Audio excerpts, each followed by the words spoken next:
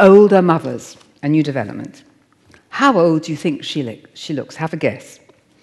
The earliest woman's issue that presented itself in the story of IVF over the last 3 decades was the question of treating older women.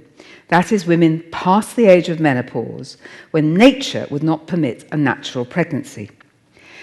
British law has never stipulated an upper age limit, not for lack of will, but simply because there could be no sensible age. To specify the menopause would be to bar from treatment younger women who had undergone early menopause, when that treatment might be perfectly proper. Age questions are left to be caught up in the consideration of the welfare of the baby that clinicians are required to undertake before commencing treatment. Nature is hard on the older woman. The older man, just jump forward to, here he is, the older man continues to be fertile until almost the very end. And this is especially noticeable when he remarries a younger woman, which puts a spring into his step. Whereas the divorced woman may find difficulty in starting a family with a second partner in midlife. Women have fought hard to have career opportunities and family-friendly, non-discriminatory work environments.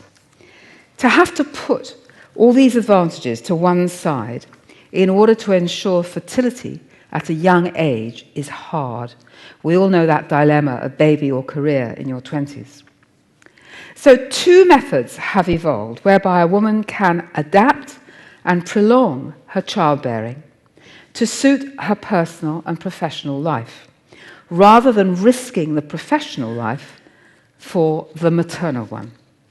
The first is the treatment of older women with donated gametes, donated eggs.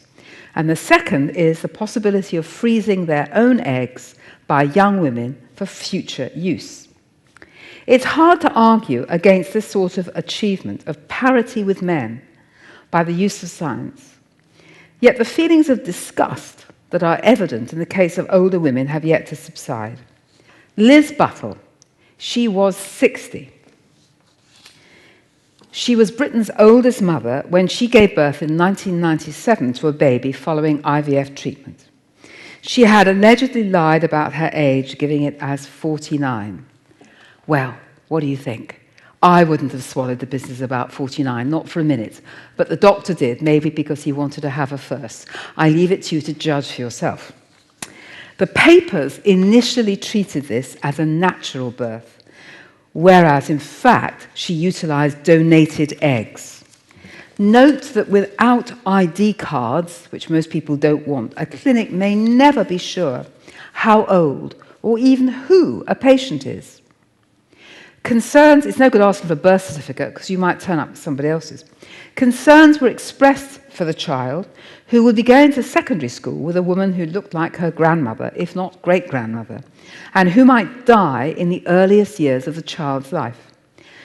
Strong though those arguments are, they are not made in relation to older fathers, such as Rod Stewart, Jonathan Dimbleby, or John Humphreys.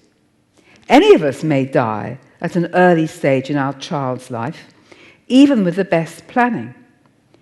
Any of us may lack the necessary energy or modernity required for child raising. But nobody is denied that chance, so it is illogical to hold this against the older mother. Mrs. Buttle was followed by Mrs. Patricia Rashbrook, who became a mother at 63 when she married a man who had never had children, although she already had some.